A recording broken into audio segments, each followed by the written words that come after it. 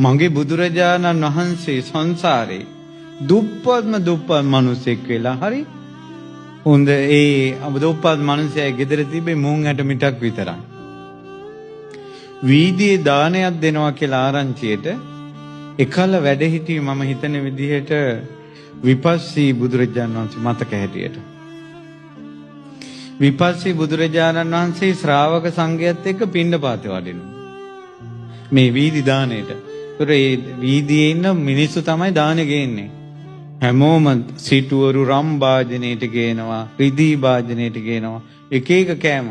දුප්පත් මිනිස්සයා මුං ඇට මිටක් තම්බලා අරන් ආවා. අර රාජ භෝජන මැද මුං ඇටක් දැන් බෙදන්න පුළුවන්. අර දුප්පත් මිනිස්සයාට ඕකම වුණානේ. යනවා පස්සට යනවා කිව්වා. අර මිනිස්සයාට මේක දෙන්නමයි ඕන. ඒ මිනිස්සයාලා ගෙදර තිබ්බේ මෙච්චරයි.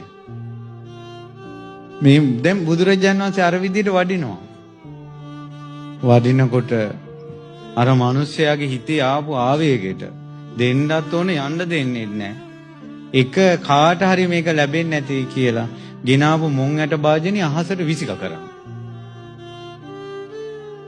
තුන් ලෝකාග්‍ර වූ විපස්සී බුදුරජාණන් වහන්සේ අදිෂ්ඨානයක් කළා.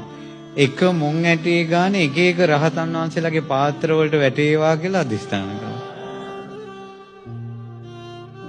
අර මුං ඇට ටික එක එක රහතන් බුදුරජාණන් වහන්සේගේ පාත්‍රයට මුං ඇටයක් වැටෙනවා එහෙම. විපස්සී බුදුරජාණන් වහන්සේ දුප්පතාගේ දානෙට වටිනාකමක් දුන්නද නැද්ද? ඒ දුප්පතා තමයි මේ පෘථුවියේ මේ කල්පයේම වැඩිම කාම සම්පත් විඳපු මහා මන්දාතු රජුරුව වෙලා ඉපදුනේ අර දුප්පත් කෙනා. මහා මන්දාතු රජුරුව මේ පෘථුවියේ සක්විති රජ වෙලා ඉඳලා ඒ සැප මදි වෙලා චාතුම් මහරජක දිව්‍ය ලෝකේ සැප විඳලා ඒක මදි වෙලා තවතිසාවෙන් භාගයක් පාලනය කළා. සක්‍ර දේවේන්ද්‍රවරු 36 දෙනෙක් චුත වෙන කාලය දක්වා. සක්දෙවිඳුට ආයුෂ අවුරුදු 3 කෝටි 60 ලක්ෂයයි. 3 කෝටි 60 ලක්ෂයේවා 36න් වැඩි කරන්න. එච්චර කාලයක් දිව්‍ය ලෝකේ මනුෂ්‍ය ශරීරයෙන් සැප වින්දා විපස්සී බුදුරජාණන් වහන්සේට මුං ඇටයක් පෝයාක රූපින් බලෙන්. සද්ධාවෙන් තියෙන දෙයක් දන් දෙන්න පින්වතුනි.